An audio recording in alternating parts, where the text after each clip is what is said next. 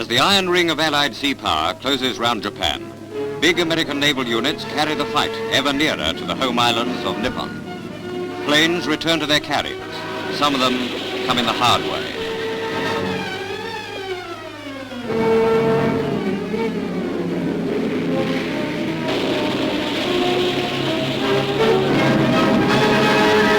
Today, Japan is desperate.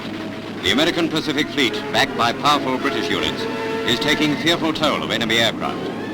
Japan's answer is the use of a new weapon, Kamikaze, suicide pilots who dive squarely into Allied ships to sink them.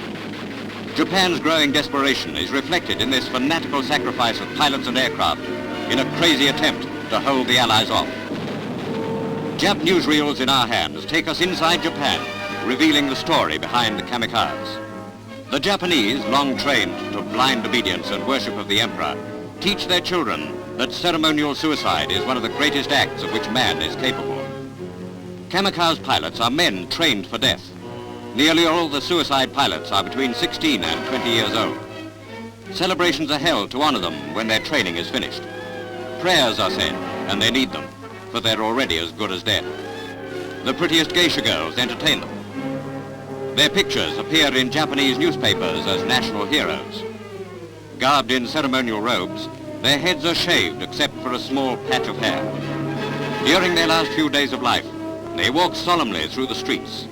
They're ready for their mission of death. This is their big day.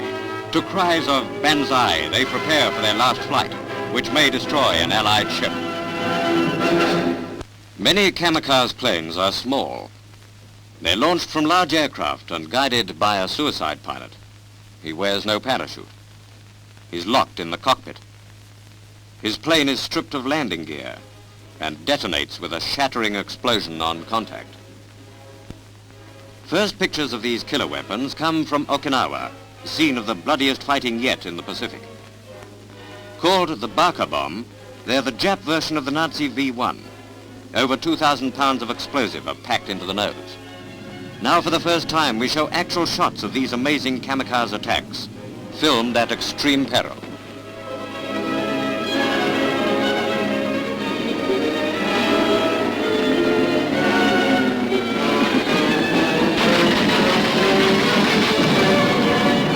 A near miss on a destroyer.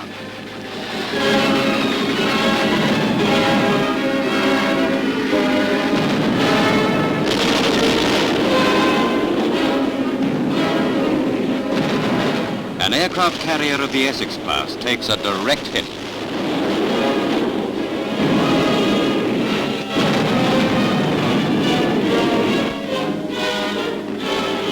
Far-fighting squads rush to keep the inferno from spreading. Suicide planes come plunging to destruction from the cover of low cloud. Even though they're hit, they still come on. The vulnerable carriers are their special target. Only 10% ever get through the terrific screen of the outer ring of ack-ack fire. Of these, 90% are blasted out of the sky before they reach the vital core of the fleet. For 8 hours, the tense and terrifying battle for survival went on. Allied Task Force 58 fought for its very life.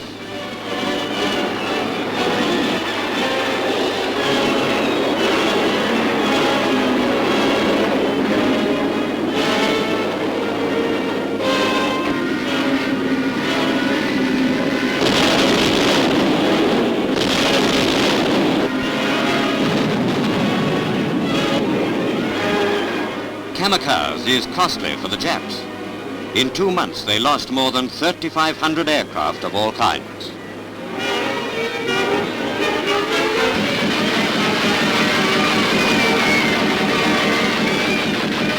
Famous American carrier, the Bunker Hill, is hit. A Kamikaze pilot plunged his aircraft squarely among the carrier's planes. The flight deck is a blazing hell. Other ships come alongside to help quell the flames. The hangar deck of the Bunker Hill was white hot from end to end. Thrown into a 70-degree turn, Bunker Hill was swept by tons of water, a maneuver which saved the ship. In the Okinawa campaign, Jap air attacks sank 33 Allied ships and damaged 50 others. but no battleship, cruiser or carrier has gone under. The Bunker Hill, like the Franklin, will fight again.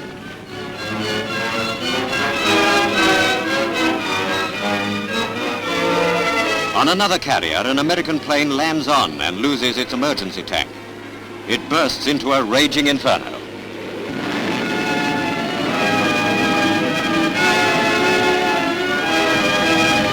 But the pilot is saved.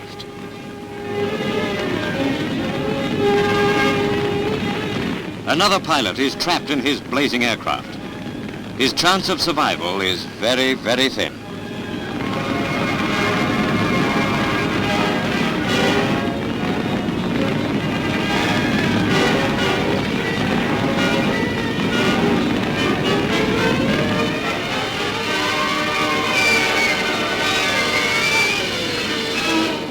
But from almost certain death, he's brought through to safety.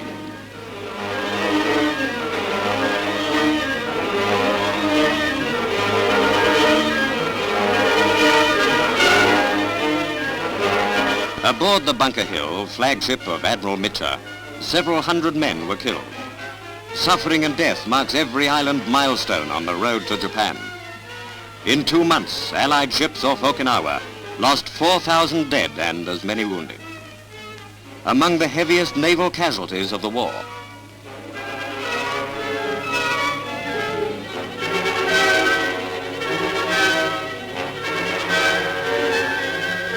For the dead, a final volley. But the Allied ships sail forward.